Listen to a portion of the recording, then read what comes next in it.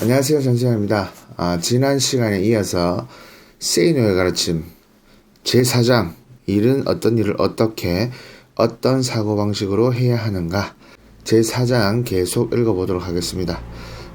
다시 한번 간략하게 이 책에 대한 내용을 소개해드리면, 간단하게 이야기하면 집안에 돈이 없고 백도 없는 그런 사람들이 어떻게 하면 일을 잘해서 사회에서 받는 대가를 높여서 어떻게 하면 빨리 부자가 되는지, 그런 내용을 다루고 있는 책입니다.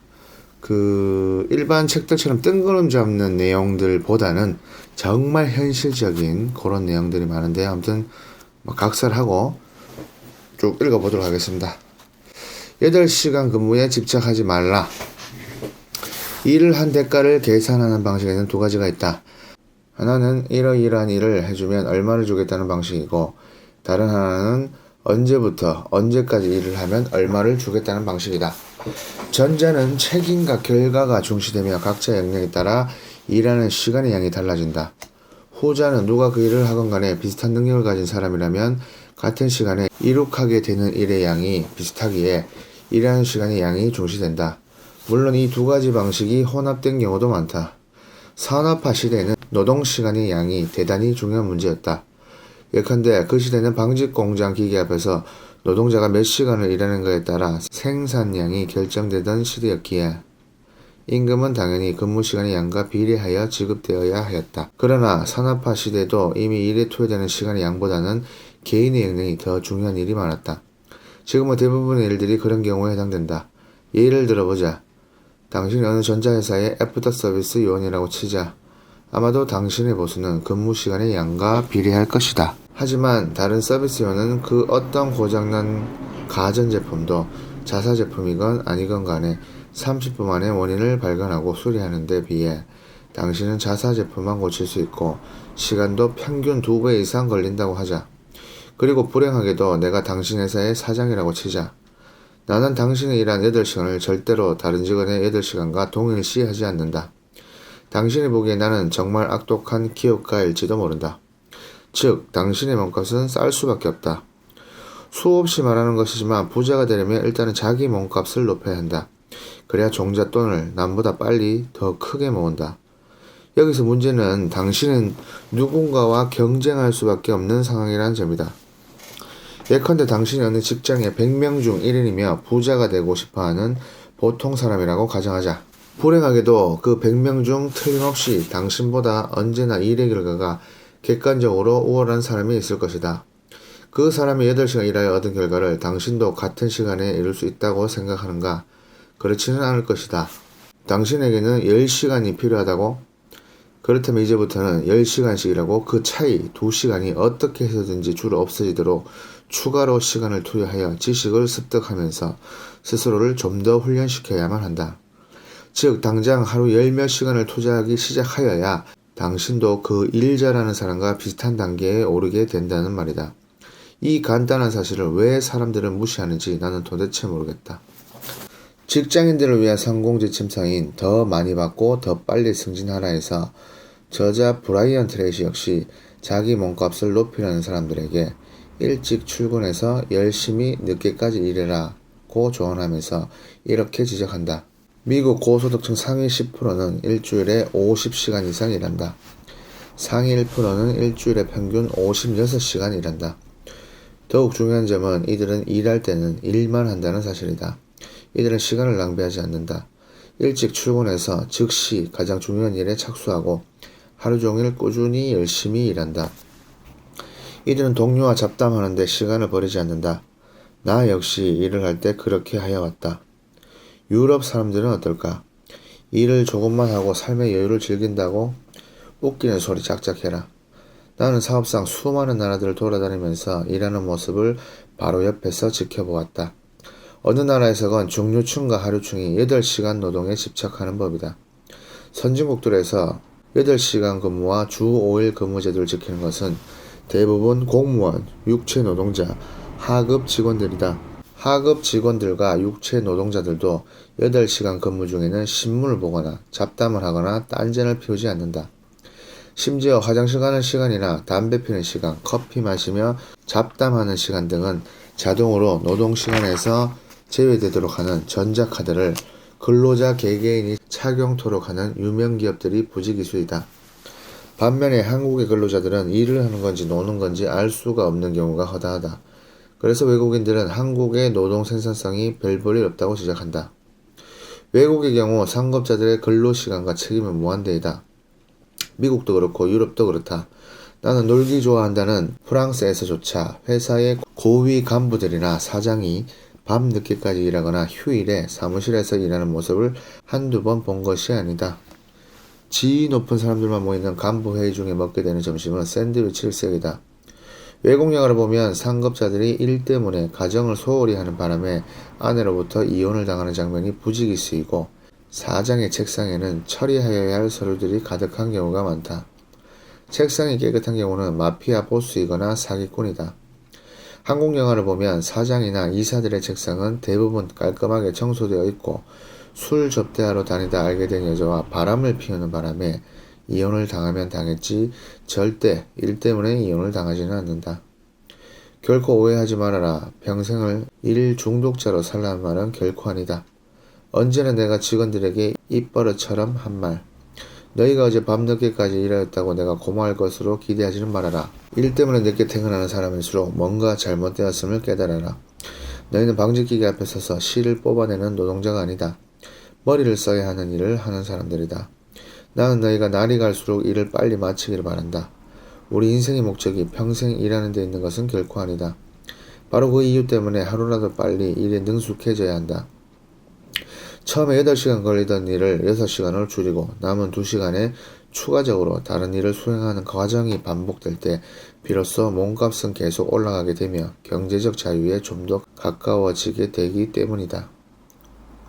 일을 빨리 마치려면 머릿속에 든 것이 많아야 한다. 그러므로 제발 좀 공부해라. 반복되는 일은 계산시켜라. 계산 없이는 일하는 시간을 줄일 수가 없다. 빨리 일을 끝낼 방법을 반드시 찾아내라. 그리고 제발 일이 끝난데도 윗사람이 사무실에 있다고 눈치 보며 남아있지 마라. 이 일은 없지만 남아서 책을 읽거나 공부하는 것은 얼마든지 권장한다. 저녁은 회사에서 기꺼이 제공할 것이다.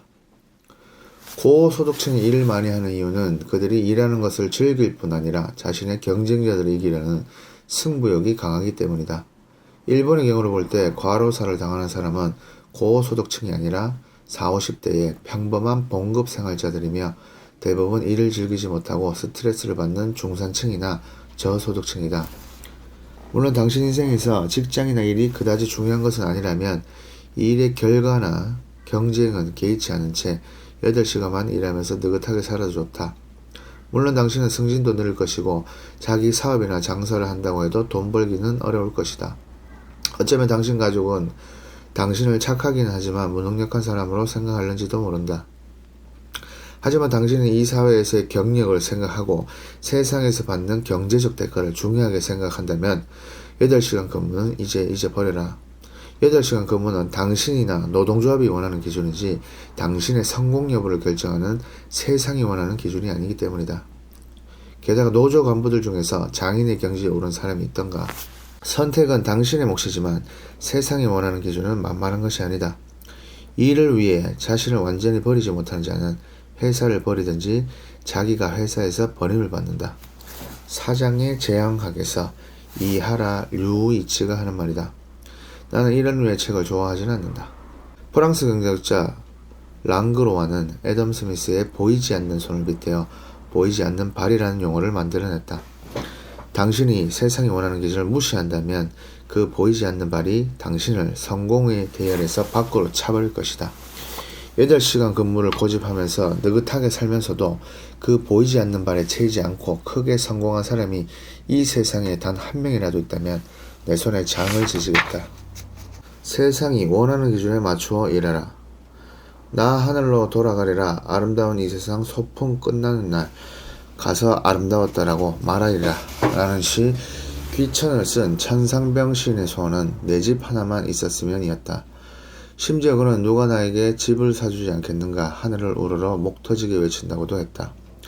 그러나 1993년 그가 삶을 마감한 곳은 주인 말고도 세 가구가 있는 집이었고 14사람이 몸을 부딪히며 살던 그런 곳이었다.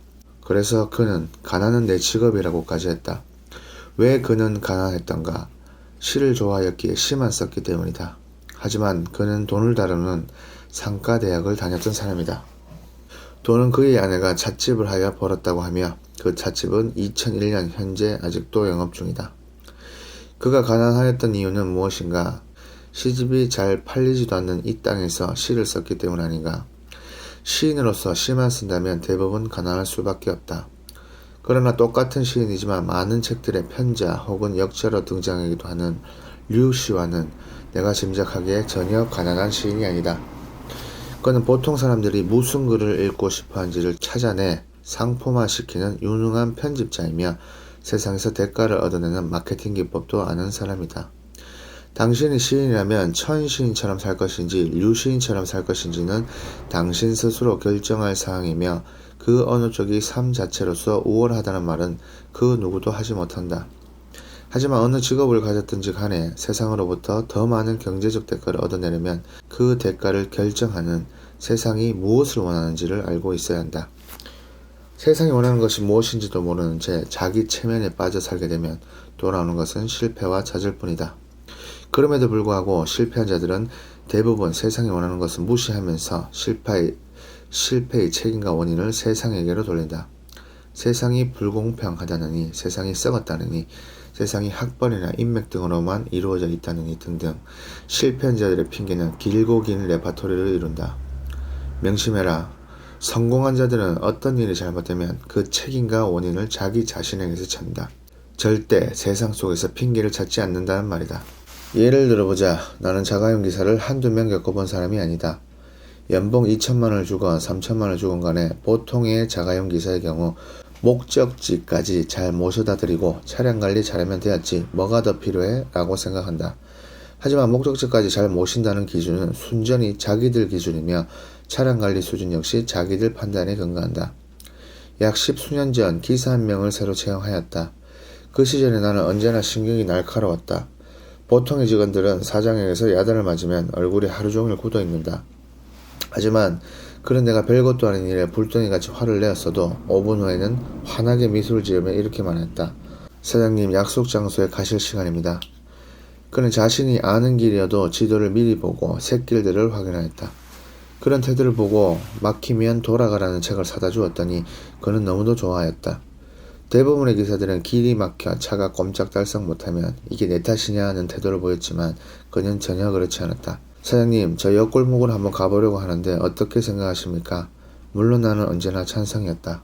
그는 오후에 비가 온다는 예보가 있음에도 오후에 비가 안 올 수도 있다고 하면서 차를 닦아놓았다. 그것도 완벽하게 닦아놓았다. 대부분의 자가용 기사들은 전혀 그렇지 않다. 그는 내가 원하는 책들을 다 읽었고 심심하다고 기사 대기실에서 화투를 치지도 않았다. 우선은 차량을 최선을 다해 관리하였고 남은 시간에는 나이 어린 여직원들에게 도와줄 일이 없느냐고 묻는 사람이었다. 시키지도 않았는데 자기 돈으로 차량 정비 서적을 사서 공부하는 기사를 나는 그 이전에도 그 이후에도 만난 적이 없다. 1년 정도가 지난 후 나는 새로 기사를 구하고 대다수 임직원들의 상당한 반대에도 불구하고 그를 그 당시 연매출 400억 원대 회사의 영업부 과장직에 앉혔다. 반대가 극심하였던 이유는 내가 왜 그를 영업부 과장직에 앉히려는지를 구체적으로 설명하지 않았기 때문이다. 그들은 그가 내기에 아부를 잘해서 내가 그런 결정을 내린 것으로 오해하기도 하였지만 나는 그가 너희들하고는 일하는 근본 자세가 다르다는 말만 했을 뿐이다. 3개월 정도가 지나자 모든 거래처에서 그의 사람 됨됨이를 칭찬하는 말이 들려왔다. 6개월 정도가 지나자 더 이상 회사 내에서 그의 자질을 의심하는 사람은 없었다. 그리고 다시 1년 후 그는 사표를 들고 나를 찾아왔다.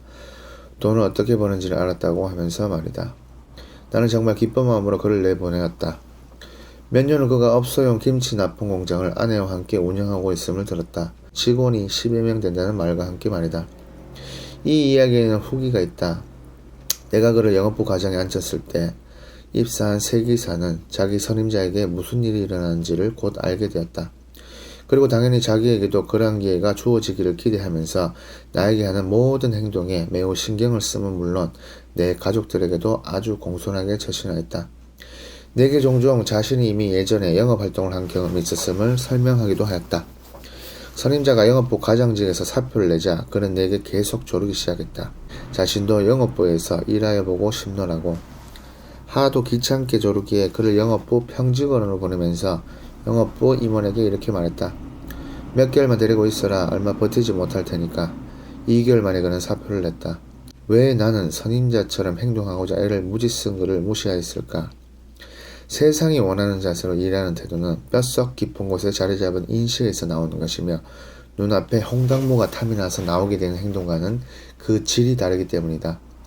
그래서 선임자가 모범을 미처 보이지 못한 분야에서는 어떻게 행동을 해야 하는지 모르기 때문에 누수현상이 생기면서 탈로가 나기 마련이며 남에게 잘 보이고자 하는 행동이기에 보는 사람이 없으면 그 본성이 드러나기 마련이다.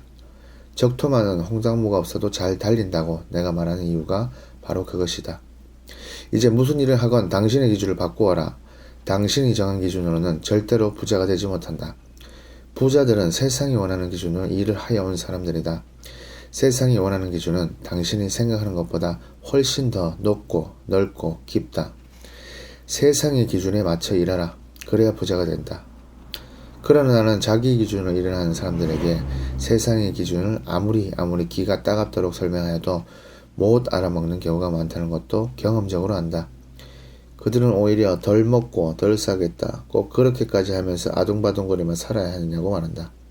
그러면서도 잘 살고 싶어 한다. 그래서 얻게 된 결론. 역시 가난하게 살 사람들은 따로 있기 마련이다. 일의 대가는 질로 따져라. 수많은 사람들이 나는 받는 돈만큼만 일할 것이며 그 돈은 내가 일한 시간과 비례하여야 한다고 생각한다. 인터넷에서 셀러리맨들을 위한 사이트들을 조금만 살펴보면 그런 사고방식을 당연하다고 믿는 사람들을 부지기수로 찾을 수 있다. 옛날 사이트라서 읽지는 않겠습니다.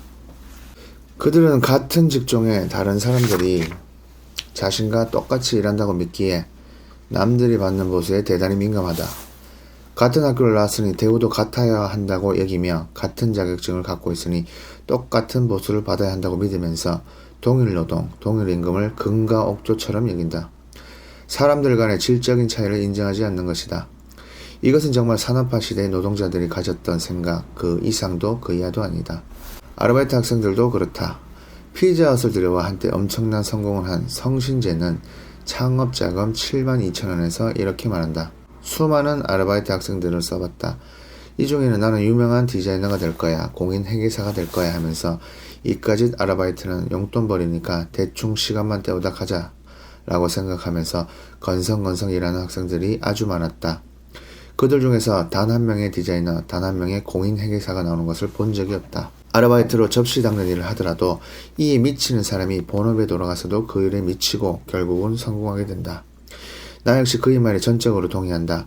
수많은 아르바이트 학생들 중에서 졸업 후 정식으로 채용을 하고 싶다고 사장이 말할 만한 학생이 과연 몇 명이나 있을까? 대부분은 돈춤을 가진 입장에서 볼 때는 언제라도 즉시 다른 사람을 대체시킬 수 있는 그런 정도의 일만 한다. 받는 대가가 얼마이므로 그 이상을 하게 되면 손해라고 생각하기 때문일까? 바로 그런 생각이 가난으로 가는 고속도로임을 명심하라. 스테이시 가델라는 대학 시절인 1994년 미국 애틀랜타 에모리 대부분에 있는 식당에서 아르바이트를 하였다. 그냥 접시를 하나 닦더라도 물기 없이 깨끗이 닦아 가지런히 정리해 놓는 등 남다른 열정과 헌신을 보였다. 그 자세가 매장 지배인의 눈에 들어 졸업 후 정식 입사했고 불과 5년 만에 본사의 마케팅 이사가 되었는데 미국 외식업계 4위인 아웃백 스테이크 하우스다. 업계에서 신데렐라로 불리는 가델라는 끈기, 헌신, 열정, 세 가지 원칙에 따라 이 세상을 살아간다고 하였다. 1992년 고등학교를 졸업하자마자 용인의 에버랜드에서 티켓을 파는 등등의 평범한 직원으로 입사한 이은희는 고객 서비스에 투철하였다. 한 가지 일화가 있다. 93년 추운 겨울 어느 날 저녁 무렵 4명의 가족 중 5살쯤 돼 보이는 어린아이가 매우 발이 시려워 동동 구르고 있었다. 눈썰 매장을 이용하느라 옷은 물론 신발이 모두 젖었기 때문이었다. 이은혜는 어린이를 직원 휴게실로 안내해 발을 녹이게 하고 자신의 신발을 기꺼이 벗어주었다. 주위에서는 뭐 그렇게까지 할 필요가 있느냐는 소리를 듣긴 했죠. 하지만 가족이라면 추운 데서 떨고 있는 그 아이를 그냥 두고 보진 않았을 겁니다. 그녀는 입사 후 1년 만에 베스트 서비스맨을 수상한 것을 비롯해 1호봉 특진 혜택, 미소 경진대회 튤립상, 역할연기 우수상, 삼성그룹의 품질 서비스 경진대회 회장상 등을 받았다. 그리고 입사 4년 만에 서비스 아카데미 강사로 전격 발탁되었다. 그녀를 시기하고 미워하는 동료들이 하나둘이었을까. 톰 피터스, 경영에 관심 있다면 이 사람의 모든 책을 반드시 읽어라. 내가 나의 글에서 인용만 하고 읽으라는 말을 하지 않는 책들은 안 읽어도 되는 책들이라고 보면 된다. 톰 피터스가 대표적인 지식인으로 소개하고 있는 샌프란시스코 리츠 칼튼 호텔의 한 여자 청소부 버지니아 아주엘라. 하지만 그의 책에서는 자세한 내용이 나오지 않는다. 박태호 세너제이 주립대 경영학 교수가 그녀를 직접 만나 인터뷰를 한 뒤 98년 5월 12일 매일경제기관 이야기를 요약하면 다음과 같다. 필리핀 출신의 그녀는 74년 당시 27세에 아메리칸 드림을 꿈꾸며 미국으로 왔다. 고등학교 졸업의 학력으로 선택 가능한 직업은 호텔의 청소부였고 91년 리츠 칼튼에 입사하면서 총괄 품질 경영에 관한 교육을 받았다. 대다수 동료들은 청소라는 허드렛 일에 무슨 품질 경영이냐고 비웃었으나 그녀는 달랐다. 그녀는 작은 메모 수첩에 그녀가 서비스한 객실 고객들에 대한 특성과 습관 등을 일목요연하게 정리하여 그 고객이 다시 왔을 때 그들이 원하는 객실 서비스를 하였다. 심지어 침대보 작업까지 계산시켰다. 본래 호텔 측에서는 침대보 교체 작업을 과학적으로 연구 분석하여 2인 1조의 작업이 가장 효율적이라는 결론을 내렸다. 하지만 그녀는 새 침대보를 침대 사이즈에 맞춰 침대보를 까는 순서의 역순으로 접어두면 작업 속도를 더 높일 수 있음을 알아냈던 것이다. 그녀는 고객 만족과 관련된 문제 해결에는 $2,000를 임의로 쓸 수 있는 재량권을 부여받았고 호텔 직원에게 주어지는 가장 영예로운 5스타 상은 물론 말콤 볼드리지 생산성 대상까지 받았다. 6.25 동란 당시 고아가 되어 구두를 닦다가 17나이에 미군 부대에서 세탁 같은 허드렛 일을 하던 이철호. 그는 미군들이 맡긴 옷가지들에서 때가 잘 빠지지 않으면 살맛 빨았다. 돈을 더 받는 것도 아닌데 말이다. 포격으로 파편을 맞아 그 수술 때문에 여차여차 노르웨이에서 살게 된 그는 배가 너무 고파 요리사가 되고자 하였고 주방에서 그릇 하나를 닦아도 정성을 다하였다. 그에게 2에서 3년씩 감자만 깎는 일이 주어졌을 때 그는 요리의 종류에 따라 골라 쓸 수 있도록 여러 모양으로 깎아 놓았다. 그는 현재 노르웨이 라면 시장의 80%를 차지하고 있는 백만장자이다. 이 사람의 이야기를 다룬 성공시대 프로그램을 MBC 인터넷 사이트에서 반드시 찾아보라. 책으로도 나온 것으로 안다. 내 경험 하나를 이야기하자. 미군 부대에 있는 대학을 다녔을 때 먹고 살고자 부대에서 흘러나오는 화장품이나 식료품들을 가방에 넣고 다니며 부유층 아파트들을 돌아다니며 팔았던 적이 있다. 대부분 그런 물건들은 아줌마들이 팔았고 나 같은 남자 대학생은 전혀 없었기에 경비실을 통과하기도 만만하지 않았다. 하지만 단 한 번이라도 문을 열어준 고객들에게 나는 정말 최선을 다했다. 우선 나는 모든 상품에 붙어있는 영문 라벨들을 사전을 찾아가며 모조리 외웠다. 바셀린 연고 하나를 팔더라도 눈화장을 지울 때 사용하면 좋다는 내용도 잊지 않고 알려주었다. 그리고 눈화장을 지울 때는 큐팁, 면봉의 미국 상품명 큐팁을 사용하라고 하였고 큐팁도 팔았다. 스팸햄을 팔 때는 새로운 요리법들도 알려주었다. 결국 한 명의 고객을 만나게 되면 얼마 후 그 고객이 다른 고객을 소개해 주는데 정말 그 숫자가 기하급수로 늘어났으며 사전 주문도 생겨났다. 그 당시 내가 알게 된 원칙 몇 개. 남들이 하지 않는 서비스를 제공할 것. 절대 오늘의 이득에 눈이 멀면 안 된다는 것. 부자들은 끼리끼리 산다는 것. 한 명의 고객으로부터 신뢰를 받게 되면 시간은 좀 걸리지만 그 주변의 부자들도 언젠가는 내 고객이 된다는 것. 내가 나중에 누구까지 만나게 되었는지 아는가? 이름만 대면 알 수 있는 당시 최고의 연예인 몇몇까지 내 고객이었다. 나는 이 일을 몇 년 하지 않았다. 엄밀히 말해 그 일은 관세법 위반으로 단속 대상이었기에 깨름칙하였을 뿐 아니라 압구정동에서 영어를 가르치는 것과 번역을 하는 것이 더 많은 수입을 챙길 수 있음을 알았기 때문이다. 자기 몸값은 그렇게 높이는 것이다. 그러므로 막노동을 하여도 최선을 다해 제대로 해라. 당신이 일한 대가에 대한 법칙 2개가 있다. 첫째, 당신이 먼저 보여주지 않는 한 국물도 없다. 대가를 더 많이 받는다면 더 열심히 일하겠다고? 이 세상은 당신이 열심히 성실히 일하겠다는 그 각오를 덥석 먼저 믿어주는 세상이 전혀 아니다. 적토마는 홍당무가 없어도 잘 달린다. 홍당무가 적다고 징징거리는 말들 치고 제대로 달리는 놈이 없다. 사람은 말이 아니라고? 돈 몇 푼 더 벌겠다고 스테이시 가델라, 이은희의 버지니아 아주엘라, 이철호가 했던 것처럼 그렇게까지 할 필요가 도대체 있느냐고? 무슨 햄조가리 하나 팔면서 요리법까지 알려주느냐고? 그냥 편하게 일하고 조금 벌겠다고? 뭐 그렇게 아동바동 살 필요가 있겠느냐고? 좋다.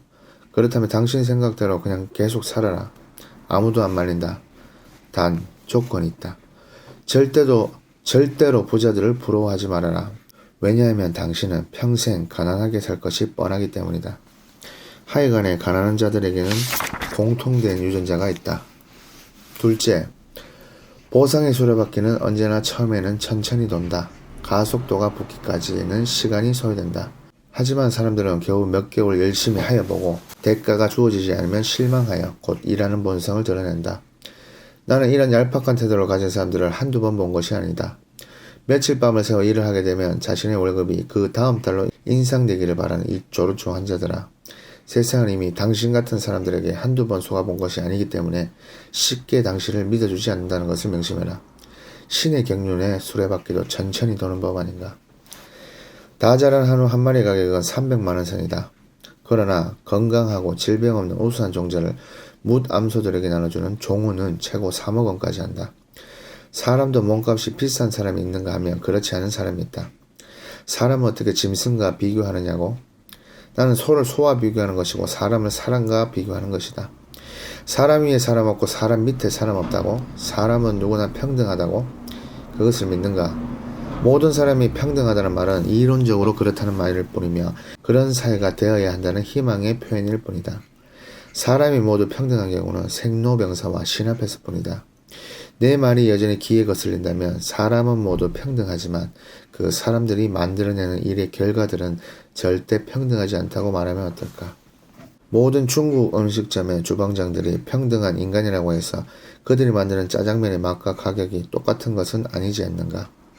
중요한 것은 당신도 맛없는 짜장면보다 맛있는 짜장면을 더 좋아할 것이라는 사실이다. 동일노동 동일임금 좋아하시네. 자, 이제 몇 시간을 일하고 얼마를 받는지는 잊어버려라. 일의 질적인 결과에만 관심을 두어라. 몇 년 후에 받게 될 대우에 걸맞는 일솜씨를 지금 먼저 보여주어라. 부자가 아니라면 가진 것은 뭔가 시간밖에 더 있겠는가. 그것들을 바쳐 일의 질을 높여라. 그렇지만 직장생활을 하면 부자가 되지 못한다고? 아니다. 직장에서 일을 잘하지 못하면 직장 밖으로 나가도 부자가 되지 못한다고 해야 한다. 이 일을 못하면 직장 밖으로 나가도 절대 성공할 수 없기 때문이다. 결국 직장생활을 잘해야 부자가 될 수 있는 법이다. 중요한 것은 직장생활 자체가 아니라 일이다. 이 일을 잘하는 사람은 직장을 그만두고 사회로 나와도 일 잘한다는 평가를 받게 되므로 대가를 더 받게 되기 때문이다. 물론 투여한 시간과 노력에 비해 대가가 충분치 않은 경우도 있을 것이다. 기다려라. 곧 많은 사람들이 당신을 찾을 것이며 당신의 몸값은 저절로 높아지게 되어 있다. 그 몸값이 부자가 될 수 있는 투자의 종잣돈이 된다. 동료들의 야유와 시기가 부담스러워지기도 할 것이다. 콩쥐를 시게 하는 파치는 언제나 있는 법이므로 철저하게 무시하라. 적어도 5년 후에는 그들과는 다른 세상에서 살게 될 것이기 때문이다. 주의사항 1. 당신이 아무리 열심히 일하여도 대가를 더 받기 힘든 일들이 있음을 명심하라. 2. 일하는 능력보다는 아부가 더 우선인 집들도 많다. 규모가 크고 안정적으로 보이고 좋게 보이는 곳들인 경우가 많다. 일의 종류에 따라 부자 되는 길이 다르다. 당신이 무슨 일을 하건 간에 재테크 기법이 똑같은 것은 아니다. 자신이 하는 일과 그 일에 대한 보상 시스템이 어떻게 구성되어 있는가에 따라 재테크 기법은 달라져야 한다. 나는 이 세상의 일을 경제적 가치 측면에서만 볼 때 다음과 같이 나눈다. 첫째, 같은 일을 반복하지만 시간이 지나면 봉급이 인상되는 일이 있다. 공무원이나 교사, 군인 등과 같은 직업이 이러한 부류에 속하는데 본인이 노력을 많이 하여도 경제적 대가가 빠르게 증가하는 것도 아니고 노력을 한 사람이나 안 한 사람이나 비슷한 대가를 받기 십상이다. 승진 역시 공정치 못한 경우가 많다. 그럼에도 불구하고 능력 개발에 게을리하면 안 된다. 이런 곳에서 하는 일들은 그 집단 밖으로 나오게 되면 그 경제적 가치가 대부분 사라지기 때문이다. 그런 곳에 너무 오래 있다 나오게 되면 다리의 근육은 이미 마비된 상태에 가까울 수 있으므로 홀로 서기를 시도할 때는 조심하는 것이 좋다. 이런 일에 종사할 경우에는 젊었을 때부터 남에게 돈을 주고 시키는 일들을 직접 배워서 실행하려는 자세가 필요하다. 수도꼭지 하나도 직접 갈 수 있어야 하며 옷도 직접 만들 수 있다면 더욱 좋다. 나는 재봉틀을 다룰 줄 아는데 내가 만든 옷을 입고 다닌 적도 있으며 내가 여자였다면 아마 내 옷은 모조리 직접 만들어 입었을 것이다. 그래야 지출을 줄일 수 있고 투자의 종잣돈을 빨리 만든다. 재테크에 일찍 눈을 떠야 하며 빚을 지면 절대 안 된다. 젊었을 때 악착같이 절약하고 투자는 보수적인 방법을 취하는 것이 좋다. 모험적 투자가 잘못되었을 경우 그 손해를 만회하기가 정말 어렵기 때문이다. 보수적인 재테크를 통해 종잣돈이 마련되면 보업을 하는 것이 현명하다. 공격적인 투자보다는 세월이 흐르기를 기다리는 투자가 더 좋다고 믿으며 때문에 주식보다는 부동산 투자를 권유한다. 둘째, 같은 일을 반복하는 일이지만 일에 대한 대가가 사회적으로 거의 언제나 고정되어 있는 일이 있다. 경비, 운전기사, 건설 노동자, 농부, 식당 종업원, 급사, 말단사원 등이 이 부류에 속한다. 초보자와 경험자가 받는 보수의 차이가 있기는 하지만 그 차이가 큰 것은 아니다. 이런 일에 종사하는 사람들은 자기가 하는 일과 연관된 모든 일들을 스스로 배워나가야 몸값이 올라간다. 즉, 한 사람 몫의 일을 하는 것이 아니라 여러 사람의 몫을 할 줄 알아야 한다. 주어진 것만 하면 절대 안 된다. 이를테면 아파트 경비라면 냉난방기 수리 같은 시설물 관리도 배우려고 노력하고 하다못해 이삿짐 센터에 일하는 모습도 눈여겨보아 두어야 한다. 식당 종업원이라면 주방장이 하는 일을 배워야 하고 주인이 경영하는 모습을 머릿속에 담아야 한다. 어느 인테리어 업체의 현장 책임자가 내게 부자 되는 길을 물었을 때 역시 나는 이렇게 답하였다. 벽돌공이 일을 할 때는 바로 옆에서 같이 벽돌 일을 하고 미장공이 일을 할 때는 그 미장 일을 같이 해라. 타일공, 전기공, 페인트공, 도배공. 그 누가 일을 할 때에도 그 일을 옆에서 배워나가라. 적어도 어느 한 기능공이 갑자기 안 나왔을 때 당신이 대신 일을 할 수준이 되어야 한다. 그 수준이 되었을 때 독립하라. 어느 회사의 신입 격리 여직원으로 입사한 독자가 내게 성공하는 법을 물어왔을 때 역시 나는 이렇게 답하였다. 격리 업무뿐 아니라 세무, 회계, 컴퓨터 실무에 대해서도 도사가 되어라. 당신이 없으면 회사가 마비될 정도로 일을 하고 지식을 쌓아라. 주어진 일 이상을 배우려고 하는 태도가 재테크보다 먼저 갖추어져야 한다는 말이다. 셋째, 같은 일을 반복하긴 하지만 본인의 노력 여하에 따라 수입이 늘어날 수도 있는 일이 있다. 능력별 대우를 실시하는 회사도 이 부류이고 의사, 변호사, 학원 강사, 건축사, 영업사원 등 한 가지 지식을 계속 울고먹는 경우도 이 부류에 속한다. 이런 일에 종사하는 사람들은 그 수입이 고객의 숫자에 비례하여 늘어나므로 무엇보다도 고객에게서 신뢰감을 받아야 한다. 나는 실력은 없이 면허증이나 자격증만 하나 믿고 건방을 떠는 전문가들을 한두 번 본 적이 아니다. 이 예를 하나 들어보자. 영업사원이라면 자기가 파는 물건에 대해 도사같이 알고 사용법은 물론 경쟁사 제품들도 귀신처럼 파악해야 하는데 그런 영업사원은 한국뿐 아니라 어느 나라에서도 만나기 어렵다. 복사기를 파는 영업사원 치고 복사기에 대해 귀신인 경우를 보지 못했고 지게차 영업사원 중에서 지게차 운전을 하는 사람을 못 만났다. 하나같이 모두 그저 회사에서 준 교육자료만 시키는 대로 달달달 안개해서 말할 뿐이다. 그렇게 교육시키는 회사들이 한심하다. 그러니 고객이 감동할 리 없고 직원들에게 일을 재미있을 리가 있겠는가. 전문 직업인들은 많은 사람들이 자신을 찾도록 만들어야 하므로 때로는 언론 플레이도 필요하고 고객이 갖는 이미지를 호전시키기 위하여 책을 직접 출간하는 일도 필요하다. 회사에서 일하는 경우에는 수익 창출을 직접 이룩하는 분야에서 일을 하여야 몸값이 비싸진다. 이 일을 통해 종잣돈을 마련한 뒤에는 전통적인 포트폴리오, 현금, 동산, 주식에 골고루 투자하는 것에 따라 재산 증식을 꾀하는 것이 좋다. 넷째, 같은 일을 반복하고 있으면 곧 경쟁자에 의하여 잡아먹히게 되는 일이 있다. 열심히 경쟁자를 따돌려야 하므로 일에 미쳐야 한다. 사업가, 장사꾼이 이 부류에 속한다. 무엇보다도 경험이 중시되며 돈의 흐름이나 속성에 대하여서는 물론 시대적 변화에 민감해야 한다. 이런 부류의 일은 혼자서 시작하여 몸으로 부딪히며 배워나갈 수도 있으나 처음에는 다른 사람 밑에서 배워나가는 것이 더 빠를 수도 있다. 예전에 서울의 청계천 전자상가나 남대문 시장에서 점원으로 일했던 사람들 대다수는 봉급 때문에 일을 한 것이 아니라 일을 배워 나중에 독립을 하고자 하는 마음으로 일을 하였다. 경쟁에 가장 많이 노출되어 있으나 경쟁자들을 따돌릴 줄 안다. 이런 일에 종사하려면 실제 전투에 하루라도 빨리 참가하는 것이 유리하다. 이런 사람들은 일 자체를 통해서도 큰 돈을 벌기도 하지만 그 번 돈을 갖고 주식이나 부동산에 투자하여 부자가 되는 경우도 많다.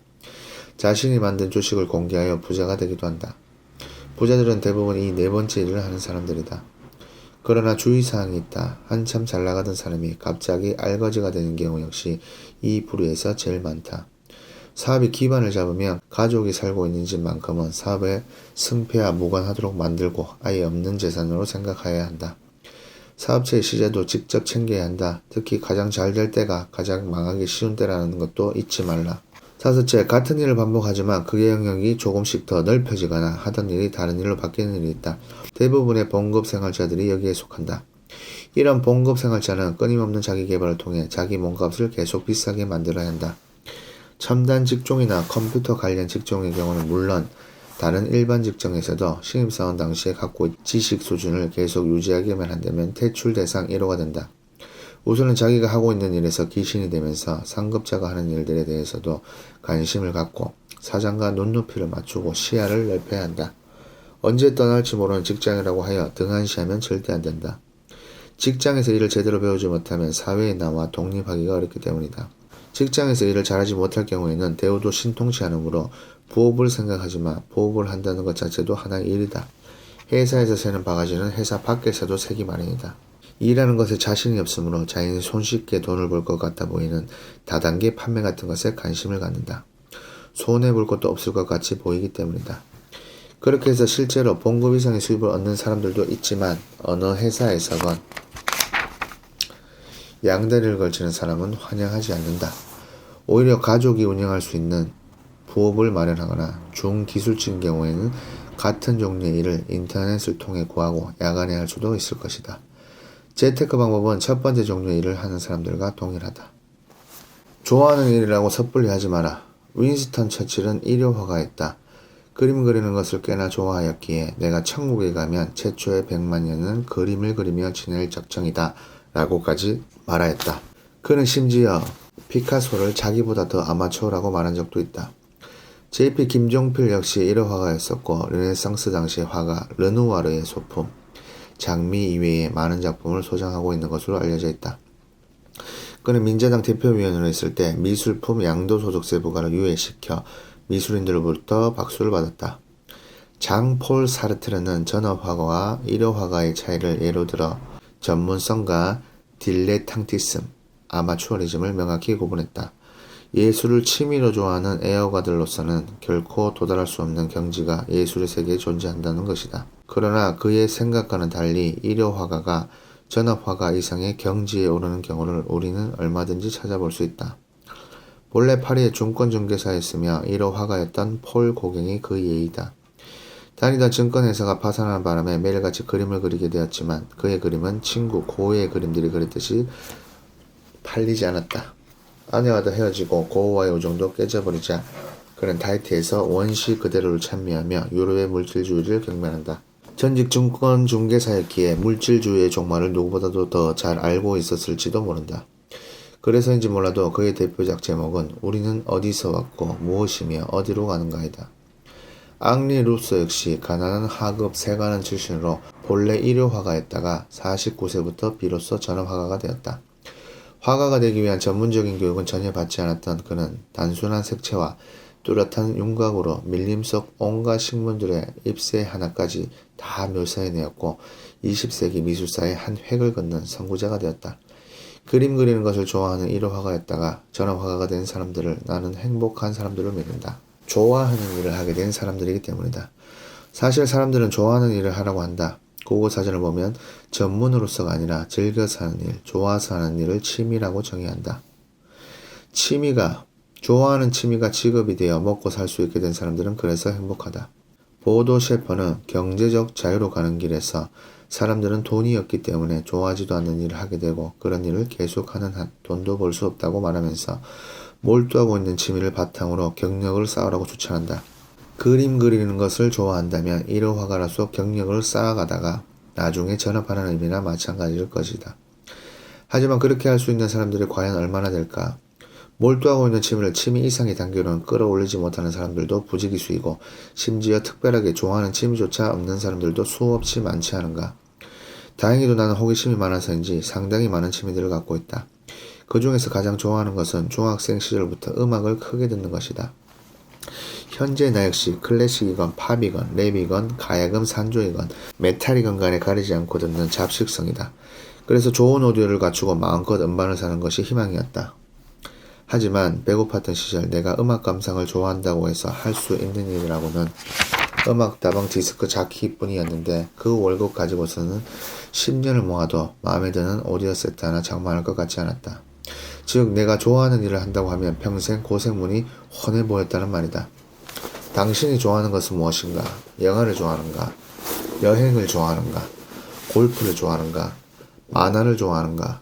춤을 좋아하는가? 게임을 좋아하는가? 채팅을 좋아하는가? 스포츠 경기 관람을 좋아하는가? 그 좋아하는 일의 경제적 가치를 생각하고 자신이 그 일을 남들보다 얼마나 더 잘할 수 있는가를 반드시 생각하라. 물론 경제적 대가를 전혀 기대하지 않은 채 자기가 좋아하는 것에 미친 듯 몰두하는 사람들도 있다. 오타쿠가 그들이다. 오타쿠는 원래 일본어에서 당신, 덱을 뜻하는 2인칭 대명사이다. 그러나 현대적 의미는 이상한 것을 연구하는 사람, 별것도 아는 일에 지나치게 몰두하는 사람이다. 어떤 것을 광적으로 즐기는 마니아 수준을 훨씬 뛰어넘으며 특정 분야에서 고도의 지식을 지니고 있다. 당신이 오타쿠이건 마니아이건 취미 애호가이건 간에 경제적 가치가 별로 없는 것을 좋아하지만 그것에 행복이 있다고 믿는다면 다음 세 가지 길 중 하나를 택해야 한다. 첫째, 그 분야에서 정말 최고 1인자가 되는 길이다. 예를 들어 게임을 최고로 잘하면 쌈장 같은 게이머나 게임 평론가가 될 수도 있을 것이다. 수명이 길지는 못할 것이다. 스포츠 경기 관람을 좋아한다면 방송국의 유명 해설자가 될 수도 있다. 술을 좋아한다면 술을 마신 뒤끝을 평가해주는 전문가가 될 수 있을지도 모르겠다. 채팅을 좋아한다면 외로운 밤 채팅에서 헌팅하는 법이라는 책을 쓰는 경지에 이를 수도 있을 것이다. 또 여행을 좋아한다면 한비아처럼 미국에서 석사까지 받고 외국에서 근무 잘하다가 35 나이에 불쑥 사표를 내고 7년간 세계 오지들을 여행한 뒤 그 경험을 책으로 펴낼 수도 있다. 바람의 딸 걸어서 지구 세바퀴만. 어느 분야에서든지 일단 1인자가 되기만 하면 좋아하는 것을 하면서도 이런저런 방법으로 생활을 영위할 수 있다는 말이다. 단 대부분의 경우 그 생활기간이 결코 길지도 않다는 것을 명심하여라. 오타쿠는 어떨까? 신세기 에반게리온의 제작사 가이낙스의 대표이사였던 오카다 토시오는 저서 오타쿠에서 애니메이션, 게임, 영화에 미친놈들 이 직업적 전문가의 길을 가려면 다음 세 가지 눈을 갖춰야 한다고 조언한다. 작품 안에서 아름다움을 발견하고 작가의 센스를 포착하는 세련된 시각, 작품을 논리적으로 분석하고 구조를 파악하는 과학자의 시각인 장인의 시각, 작가의 눈과 작품의 디테일을 간파하고 스태프들의 정열과 갈등의 드라마를 보는 통달의 시각. 하지만 말이 쉽지 그 정도의 경지에 도달한다는 것이 쉬운 일은 아니다. 게다가 언제나 1등은 한 명뿐이다. 이 사실을 잊지 말라. 둘째, 최고가 되지는 못하지만 대부분의 오타쿠처럼 자기 만족을 위하여 빠져 사는 길이다. 그러나 명심해라. 그저 여행이 좋아서 일을 저질렀던 한비아의 말을 빌면 이렇게 살고자 한다면 우선 삶의 설계 기준을 해야 할 일이 아니라 하고 싶은 일에 철저히 맞춰놓고 살아야 한다.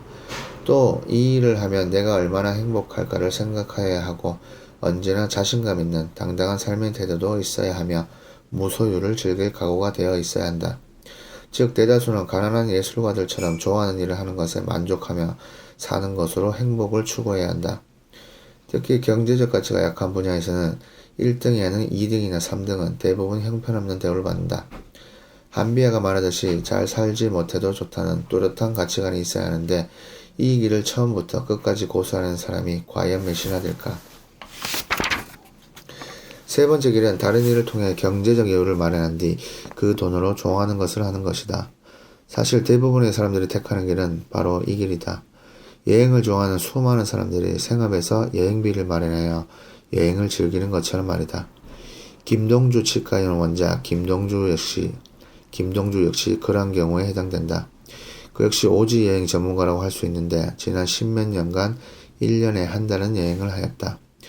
그의 홈페이지에 실린 60여 개국의 수천 장의 사진 자료들과 텍스트 자료들은 장난이 아니며 동영상 서비스까지 제공된다. 이렇게 생업을 영위하면서 거기서 얻은 자금으로 자기가 좋아하는 것을 시작하다가 전문가의 경지에 다다르는 사람들은 한두 명이 아니다. 때로는 자기가 좋아하는 것을 나중에 하기 위해 일단은 먼저 돈부터 악착같이 모은 사람들도 있다. 배수화의 소설 나는 이제 네가 지겨워에서 여주인공이 그런 경우이다. 그녀는 33살의 독신이고 죽도록 성실한 직장인이다. 동물원 산책을 좋아하고 아프리카로 가서 야생동물을 돌보는 것이 꿈이기에 직장에서의 모든 것이 괴롭지만 월급을 모아가며 저녁마다 수의사 공부를 한다. 경제적 가치가 별로 없는 것을 좋아하지만 통달의 수준과 장인의 경지에 이를 정도의 오타쿠는 아니라면 섣불리 자신이 좋아하는 것을 하면 안 된다. 곧 춥고 배고픈 상태로 빠지게 되기 때문이다. 나는 주변에서 내가 보기에는 그 분야에 재능도 별로 없는데 어떤 것을 좋아한다는 이유 하나만으로 계속 물고 늘어지는 사람들을 많이 보아왔다. 특히 그래픽 디자인이나 만화 등과 같이 창조성이 요구되는 분야에서조차 성실과 끈기 하나만으로 성공할 수 있다고 믿는 자들을 볼 때는 그 어리석음에 기가 질릴 지경이다. 물론 혼자서 살면서 무소유를 즐기겠다는 각오가 서 있다면 그렇게 해도 된다. 한비야도 아직은 독신이다. 그러나 춥고 배고픈 것은 딱 질색이라면, 그리고 좋아하는 일에서 천재적 재능을 갖고 있는 것도 아니라면 이 사회에서 대가를 주는 일을 찾아 하고 그 대가를 받아 좋아하는 것을 하는 세 번째 길을 택하는 것이 현명하지 않을까. 돈부터 벌라는 말이다. 음악 감상을 좋아했던 나 역시 그 마지막 길을 택했다. 그렇다면 나는 어떤 일을 하여 대가를 받고자 하였을까? 어느 특정 분야에 뚜렷하게 재능을 갖고 있지도 못했기에 구체적인 생각은 전혀 없었다. 반드시 무슨 일을 하여야만 한다는 어떤 의식은 물론 전혀 없었다. 그저 돈 많이 버는 일이면 되었다. 범죄 빼고는 일의 종류가 크게 문제되지 않았다는 말이다. 아마 당신도 마찬가지 아닐까?